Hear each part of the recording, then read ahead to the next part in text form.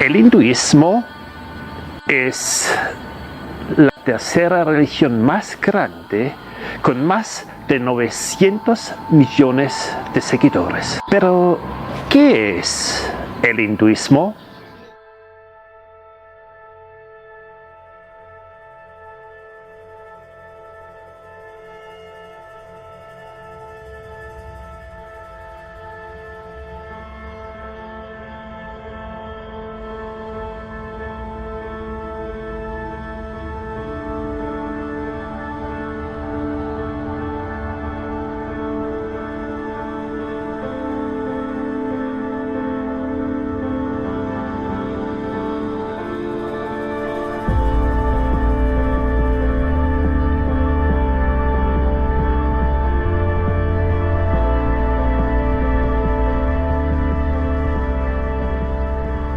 El hinduismo no posee un fundador. El hinduismo es una de las religiones conocidas más antiguas.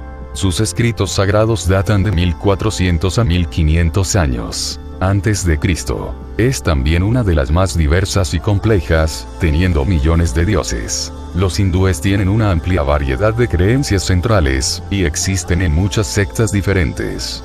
Aunque es la tercera religión más grande del mundo, el hinduismo existe principalmente en la India, Nepal, Pakistán, Bangladesh, la isla de Bali en Indonesia. Yo creo que hinduismo es hablar de panteísmo, es hablar de fatalismo, es hablar también en alguna medida de castas. El panteísmo tiene que ver con que Dios es todo y todo es Dios. Es decir, que para el hinduismo Dios es un tipo de energía y prácticamente todas las cosas son Dios.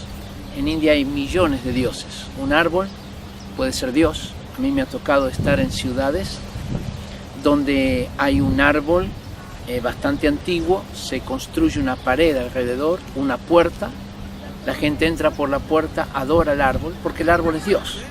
Y a las 2 cuadras hay otro árbol donde también es Dios. Y se adora a las serpientes, o a los monos, o a los ratones.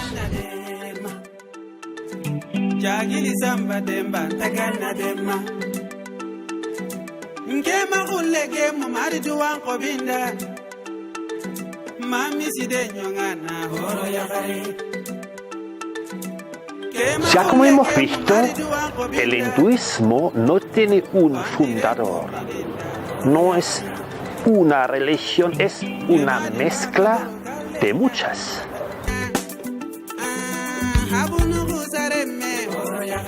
Es más bien un conglomerado de creencias, procedentes de pueblos de diferentes regiones, junto con las que trajeron los arios que se establecieron en la cuenca del río Ganges y que fueron escritas a manera de revelaciones en los diversos escritos védicos y otros libros sagrados hinduistas. Dentro del hinduismo como cultura existen el teísmo, el deísmo, el politeísmo, el panteísmo, el agnosticismo y el ateísmo, así como un judío de cualquier nacionalidad se siente culturalmente judío, incluso si es ateo. El hindú se siente culturalmente hindú. Un budista hindú se diferencia de otro budista cualquiera por su cultura.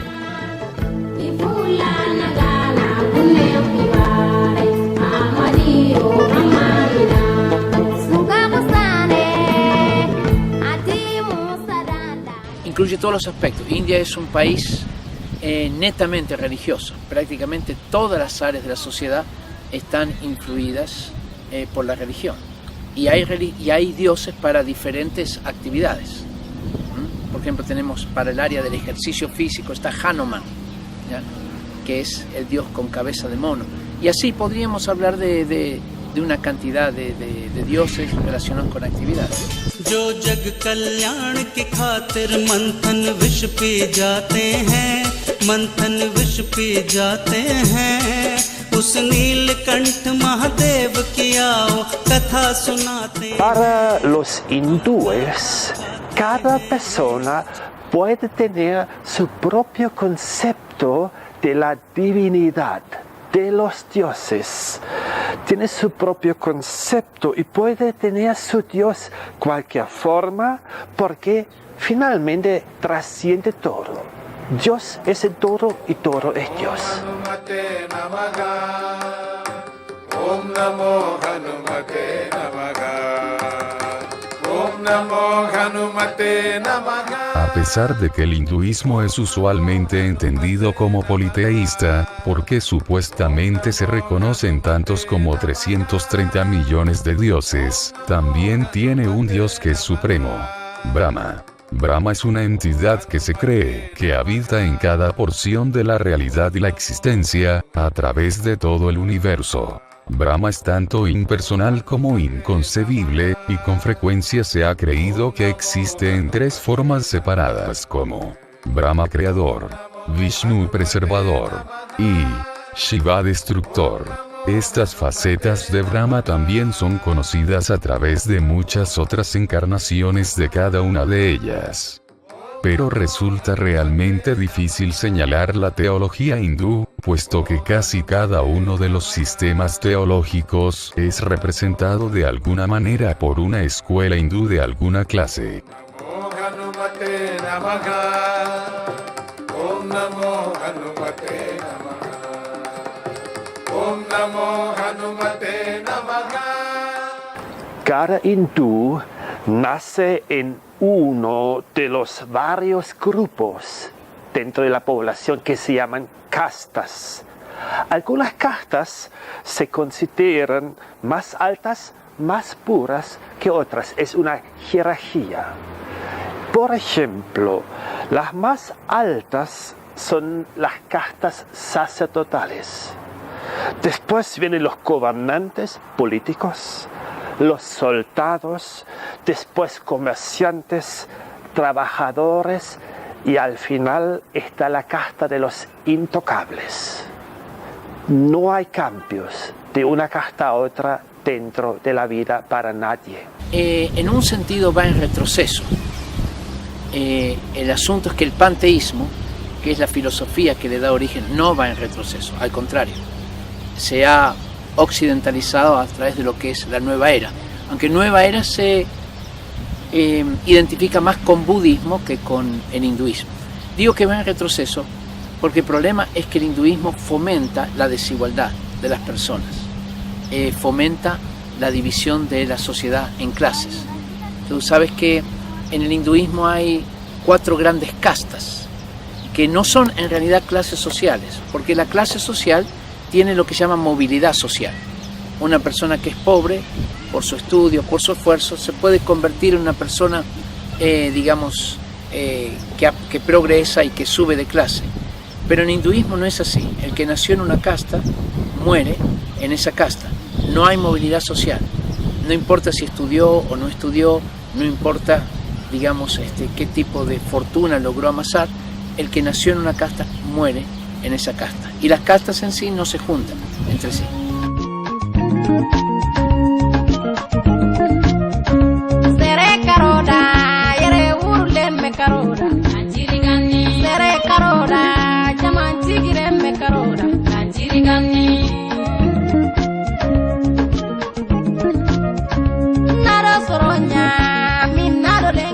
Hay más de 900 millones de hindúes en el mundo.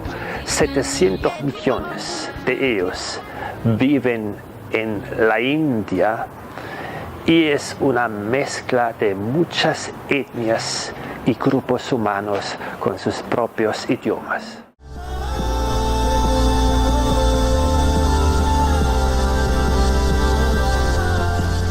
Se conoce 6 diferentes clasificaciones en el hinduismo. Primero, el hinduismo filosófico. Segundo, el hinduismo religioso. El hinduismo popular. El hinduismo místico. tribal y el hinduismo secular.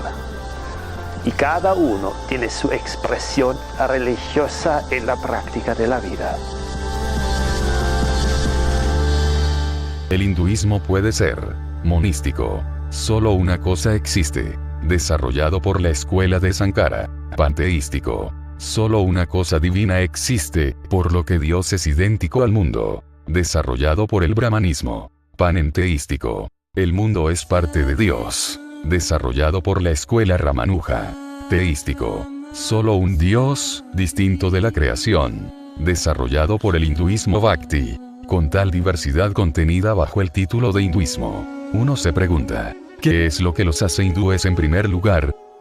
Acerca del único punto real que puede usarse como referencia es, si un sistema de creencia reconoce a los Vedas como sagrados o no. Si es así, entonces es hindú. Si no, entonces no es hindú.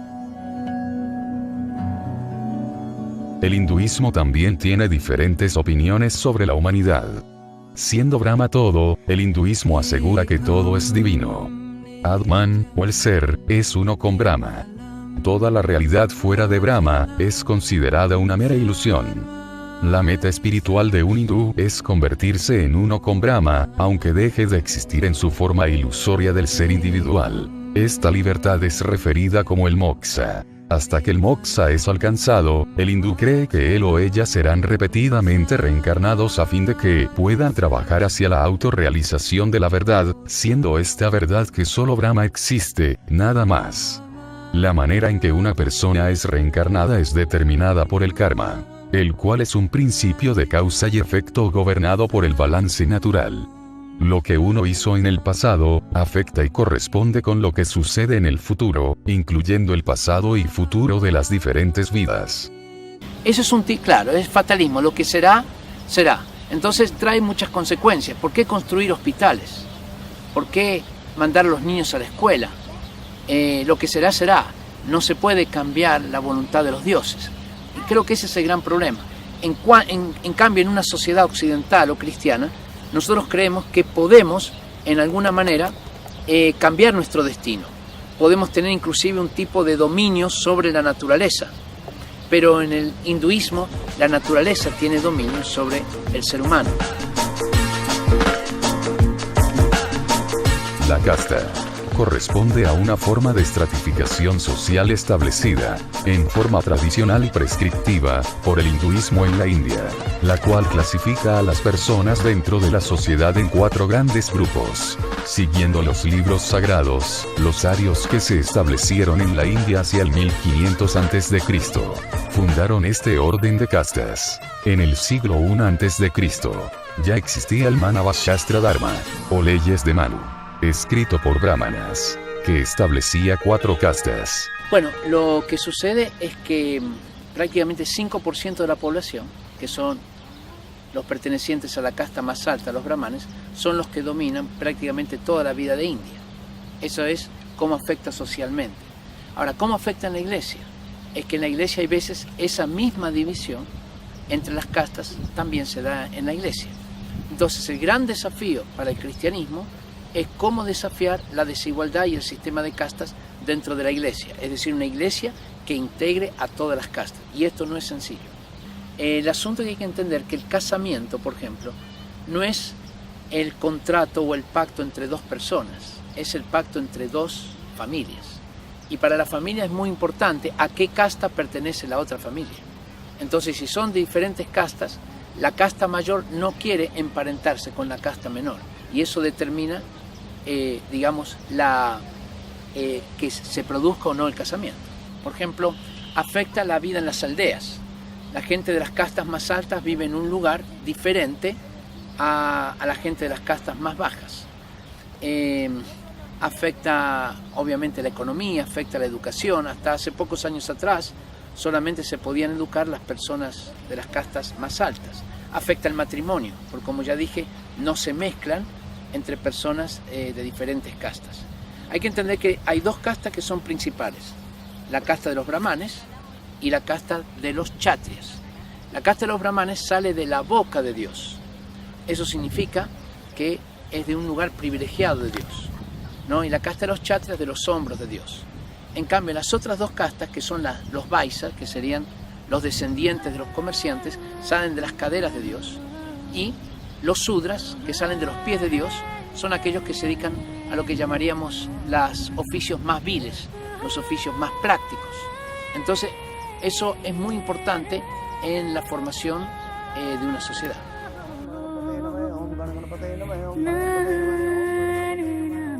Los Dalits están fuera de este sistema y por lo tanto están tradicionalmente relegados a realizar los trabajos de más ínfima importancia, e incluso se les prohíbe beber de las mismas fuentes de agua que las demás castas. El sistema de castas fue desafiado por el budismo, la principal disidencia del hinduismo, y flexibilizado recientemente en el siglo XX por los movimientos de derechos sociales. La prédica del Mahatma Gandhi contribuyó mucho a la construcción de una sociedad civil no dependiente de los preceptos religiosos.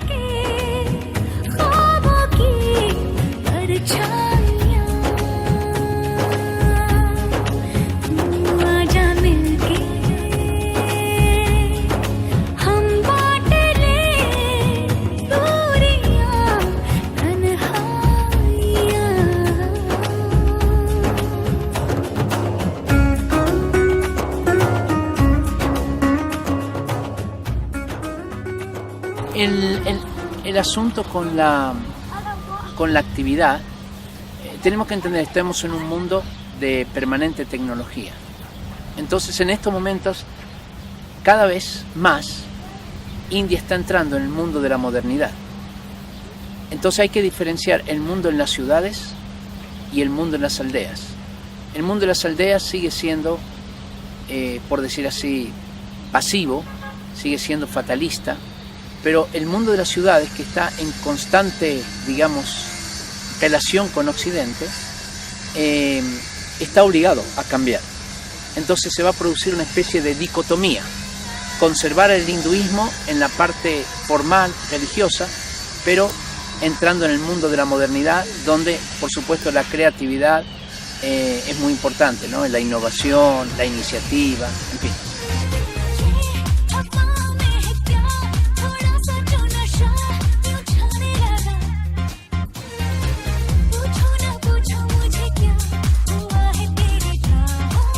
Aunque este documental es solamente una breve sinopsis sobre una religión de tanta historia, podemos decir que en casi todos sus puntos claves está oponiéndose a lo que la Biblia nos explica y muestra sobre el Dios creador.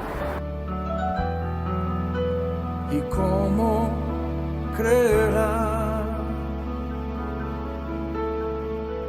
en aquel de quien no han oído? ¿Y cómo oirá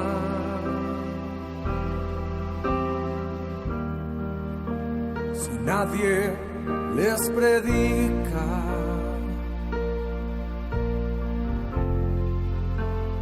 Hermosos son los pies de los que anuncian la paz, las buenas nuevas de Jesús.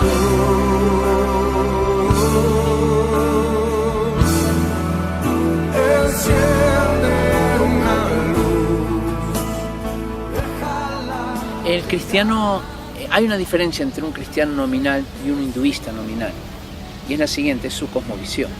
Puede haber que hay un cristiano que sea nominal, pero aún así ha sido influido por principios bíblicos. Por ejemplo, ¿cuál es el valor del ser humano? ¿Cuál es el valor de un niño de 3 años?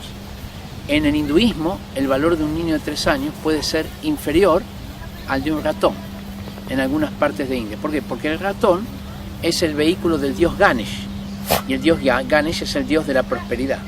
Por lo tanto, ese dios Ganesh se transporta a través de un ratón. Si uno molesta a un ratón y se está transportando el dios Ganesh en ese ratón, entonces uno puede ofender al dios de la prosperidad. Entonces, en algunos casos, el Dios de la prosperidad sería mucho más importante que un niño de 3 años.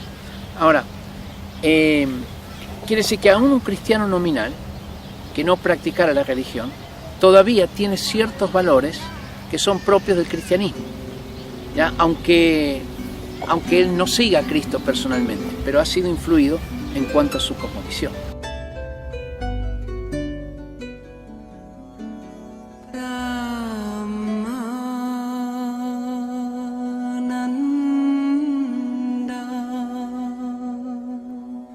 Una de las características principales del hinduismo es el variado concepto acerca de Ishtadevata, que significa cualquier deidad adorable, que reconoce que cualquier persona puede tener una concepción personal de la divinidad, igualmente respetable, ya que Dios puede tener todas las formas, y finalmente las trasciende. De ahí la infinitud de representaciones de la divinidad. Pero finalmente Dios es uno, aunque sus manifestaciones sean infinitas. En textos occidentales llegó a hacerse popular la tríada hinduista, llamada Trimurti, 3 formas de Dios. Los dioses masculinos Brahma, Vishnu y Shiva, pero generalmente nadie adora a esa tríada.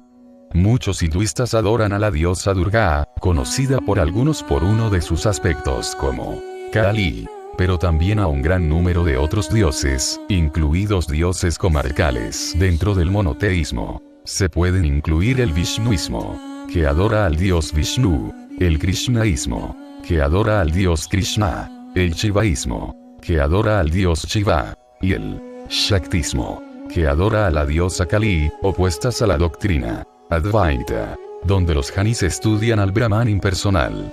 Hay prácticas que todos respetan, como reverenciar a los brahmanes, sacerdotes, y a las vacas, no comer la carne de estas, y casarse solo con una persona de la misma casta. El hinduismo establece el sistema social de castas. Cabe mencionar que la vaca no es adorada, sino reverenciada al considerarla una madre, ya que se le extrae leche, a la fuerza, que es la base de la cocina india. Fuera de esto, no existen preceptos rigurosos acerca de cuándo deben formularse las oraciones y realizarse los ritos, ni propiamente una jerarquía eclesiástica. Los hinduistas aceptan los textos sagrados Vedas, que abarcan gran cantidad de textos antiguos. Shruti. Hay un grupo de textos que se consideran revelados, en sánscrito Shruti, escuchados, y que no pueden ser interpretados, sino seguidos al pie de la letra. Las Upanishad, meditaciones místico-filosóficas, escritas a lo largo de varios siglos desde el 600 a.C. Los 4 Vedas.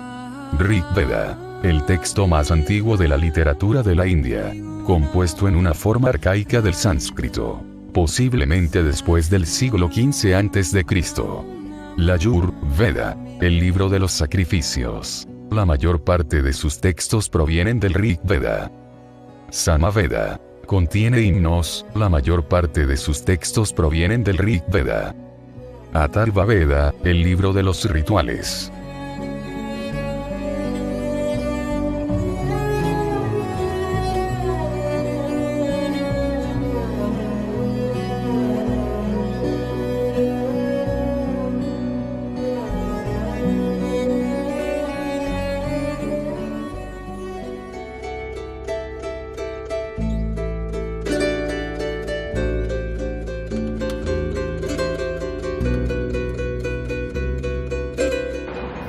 El cristianismo tiene un solo Dios que es personal y se puede conocerlo y se puede experimentarlo, no millones de dioses que son impersonales.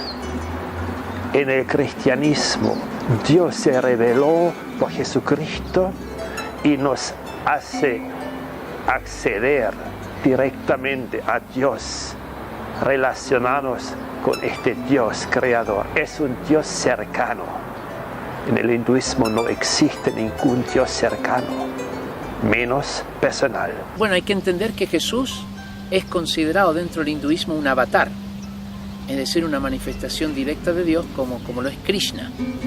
Entonces Jesús es uno de los tantos dioses que hay dentro del hinduismo.